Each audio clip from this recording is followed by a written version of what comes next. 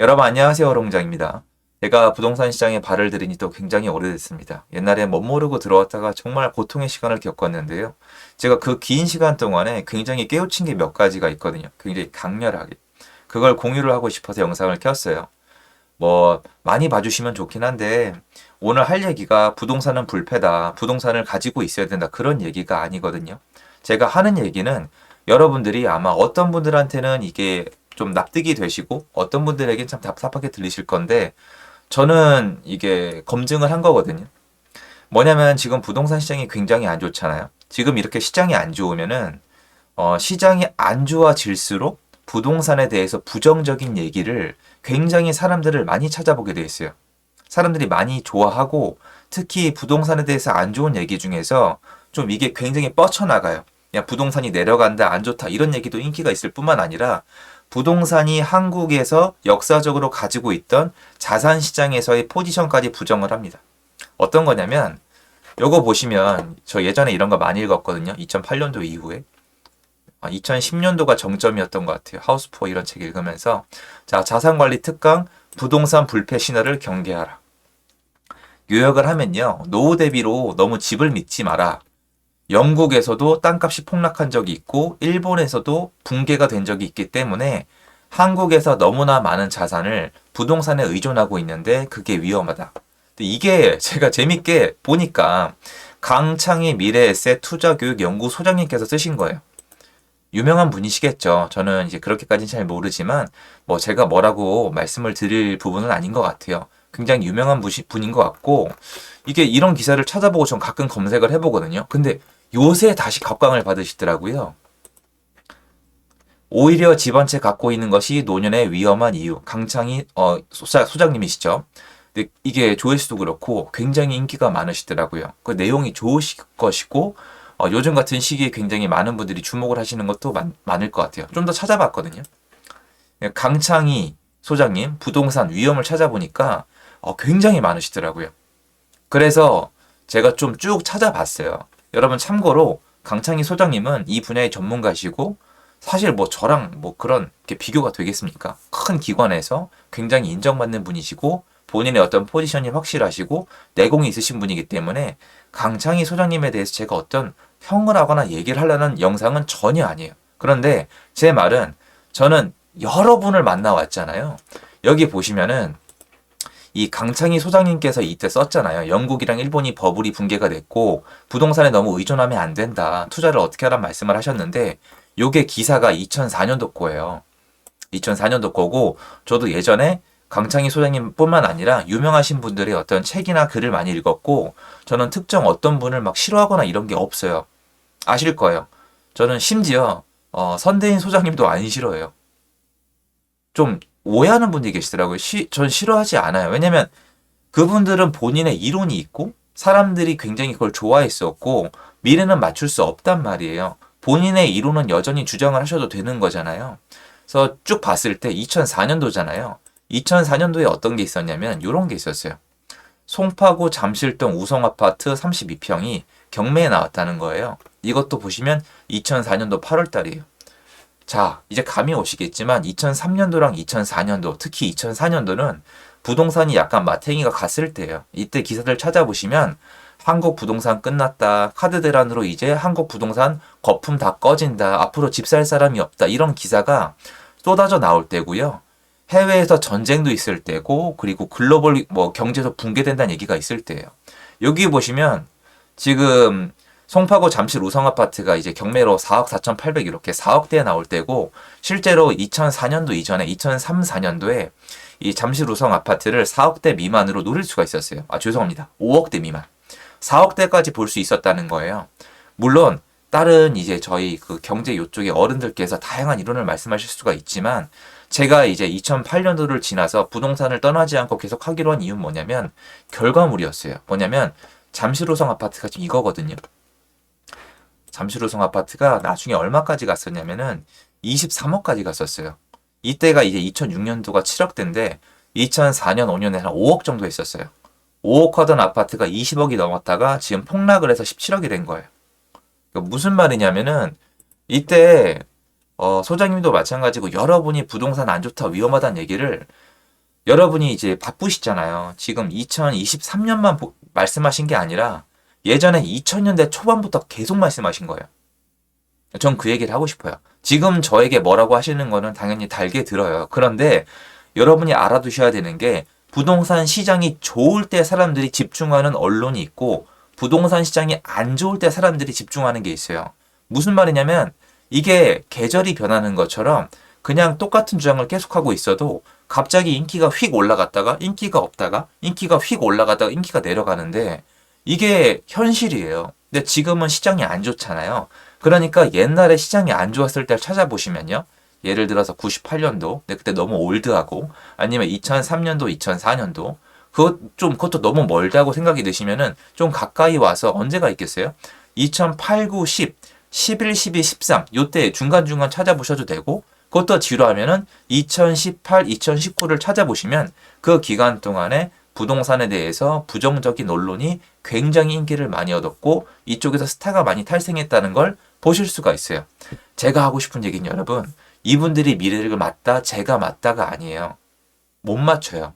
이분들도 못 맞추고 저도 못 맞춰요. 근데 저는 당연히 미래에 대한 제 비전이 있고 예측이 있습니다. 그거에 맞춰서 좀 경제 활동을 할 건데 이때부터 계속 주장을 해오셨지만 2000년도 초반에 비해서 예를 들어서 이런 아파트는 어때요? 아시아 선수촌. 아시아 선수촌은 여러분 2006년도 전에 2003년도 4년도에 10억대 미만도 논할 수가 있었어요. 분위기 진짜 안 좋을 때는. 물론 10억은 좀 언저리였거든요. 지금 이게 40억이 넘어요. 물론 내려갔겠죠. 근데 여러분 생각을 해보세요. 이렇게 생각을 해볼게요. 2000년대 초반부터 부동산에 대해서 안 좋은 얘기를 하다가 2003년도, 4년도 이게 굉장히 좋아졌어요. 우리가 언제 이렇게 됐냐면은 언론사에서 일하시는 분이 저한테 말씀해 주신 건데 인터뷰 갔을 때 한국은 98년도 이후로 경제에 대해서 부정적인 기사에 대해서 사람들이 굉장히 많이 조회를 한대요. 왜냐? 98년도에 정말 위기와 공포를 느꼈기 때문에 그게 재발할까봐 엄청난 경계심과 공포를 느낀대요. 그래서 98년도 이후로 부동산이든 주식이든 뭐든지 간에 부정적인 뉴스와 기사를 다뤘을 때 굉장히 인기가 많았대요. 왜 그렇냐? 98년도 IMF가 터지기 전까지는 경기가 나쁘지 않았거든요. 지금이랑 달랐어요. 제일 큰 반증이 뭔지 아세요? 98년도 전까지는 공무원이 인기가 있던 직장이 아니에요. 우리는 지금 우리 젊은 세대는 이해가 안 되시죠? 98년도 이전에 사기업이나 IBM 같은 데 들어가면은 공무원 말단에 비해서 연봉이 5배였어요. 거의. 그러면 이게 상대가 돼요. 말이 5배예요. 지금으로 따져드릴까요? 공무원 연봉이 3천이면 그 당시로 따지면 1억 5천이었다고 연봉이. 비교가 안 되는데 지금보다 대기업 들어가기가 물론 그땐 다 노력을 하셨겠지만 스펙으로 따지면 훨씬 쉬웠어요. 왜냐면 일자리가 많이 늘었기 때문에. 그 정도였어요. 그러니까 98년도 이전에는 위기를 논하면은 사람들이 별로 안 좋아했어요. 여러분 국가 부도의 날 거기 영화에 유아인 씨 보셨어요? 유아인 씨를 사람들이 많이 믿어주던가요? 유아인 씨와 동행한 사람이 몇 명이죠? 2명입니다. 김혜수 씨 얘기를 몇 명이나 들어줬죠, 영화에서? 아무도 안 들어주잖아요. 무슨 얘기냐? 경제 위기, IMF가 터지기 전까지는 긍정적인 기사, 뭐가 돈이 된다, 누가 돈을 벌었다, 어디에서 돈이 많이 생겨난다는 걸 사람들이 좋아했대요. 그런데 98년도 이후는 부정적인 거, 경계하는 거, 조심하자는 거, 망할 수도 있다는 얘기를 사람들이 항상 귀를 열어놔서 고정 수요가 압도적으로 늘었다고 합니다. 무슨 얘기냐면 우리는 우리가 필요한 정보를 취한다는 거예요. 누가 맞다 틀리다가 아니라 지금은 당연히 부동산에 대해서 부정적인 거에 대해서 굉장히 집중할 건데 역사를 달아보시면 2004년도 그러니까 이때 좀 이렇게 제가 이렇게 얘기하면 당연히 되게 좀 조심스럽긴 한데요. 이때 부동산을 경계한 분이 있고 부동산에 적극 투자한 분이 있으면 결과는 나와 있어요. 물론 본인이 잘못 투자하거나 아니면 본인이 잘못했으면 망했겠죠. 왜냐하면 보시면 여기 되게 안 좋은 시기가 있었잖아요. 지금 2004년이면 여러분 딱 20년 전이거든요. 거의. 20년이에요. 근데 20년 동안 이 아파트는 아무리 따져도 한 30억 정도가 올랐거든요. 근데 우리가 되게 슬픈 게 뭐냐면 20년 동안 30억을 벌기가 어려워요. 그러니까 맞는 기사고 나올 수도 있는 기사는 맞아요. 굉장히 조심해야 된다는 거. 여기 또 2009년도에도 적으셨잖아요. 부동산 불패 믿다 발등 찍힐라. 그러니까 죄송한데 당연히 저 훌륭하신 분일 거예요. 저 잘 몰라요. 그런데 2008년도 이후로 2008, 9, 10년도에 부동산 시장이 또 안 좋았거든요. 그 밑에 조회수가 또 확 올라가요. 그리고 제가 아는 게 뭐냐? 저는 여태까지 똑같은 이론으로 똑같이 영상을 다뤄왔지만 상승장과 하락장의 저에 대한 반응이 또 다르잖아요. 그런데 정작 중요한 건 뭐냐면 정작 중요한 건 이거예요. 여러분 자산이 얼마나 늘어나는가. 이게 중요한 거거든요. 이 꼬꾸라진 거 보세요. 하지만 시작점은 여기란 말이에요. 그러니까 많은 분들이 지금 하는 얘기가 많은 분들이 언론에 써놓은 기사는 뭐예요? 부동산이 이제부터 장기 하락한다. 더 이상 장기 우상향하지 않는다는 거잖아요. 그런데 그거에 대해선 본인이 공부를 해보셔야 돼요. 부동산이 앞으로 장기 우상향할지 아니면 정말 이제 그게 끝이고 장기 우하향할지. 그러니까 내가 지금 내가 집을 갖고 있는 게 장기적으로 봤을 때 우리가 1, 2년 살 게 아니잖아요.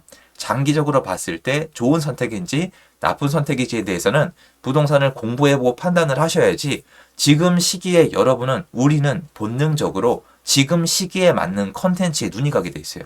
조회수가 달라요, 여러분. 정말이에요. 정말로 조회수 자체가 달라요. 상승장의 조회수가 누는 영상이 있고 지금 조회수가 늘어나는 영상이 있는데 그것만 봐도 사람들이 이미 한쪽에 눈을 감고 한쪽만 보는 거거든요. 하지만 역사는 얘기해 준단 말이에요. 실제로 중요한 건 네 돈이라는 걸.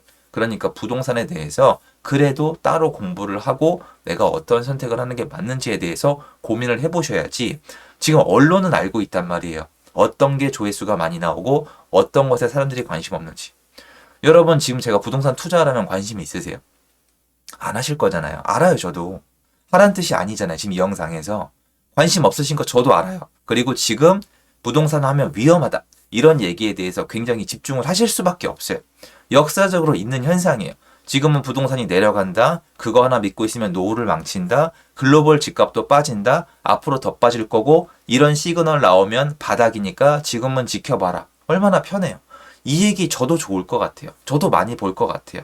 자연스럽다고 생각하지만 역사를 지나고 봤을 때 만약에 부동산이 다시 상승하기 시작하면은 못 사요. 거의 안 사요, 그래도. 왜냐면 뭐 데드캣이다, 기술적 반등이다 이런 얘기 또 나오거든요.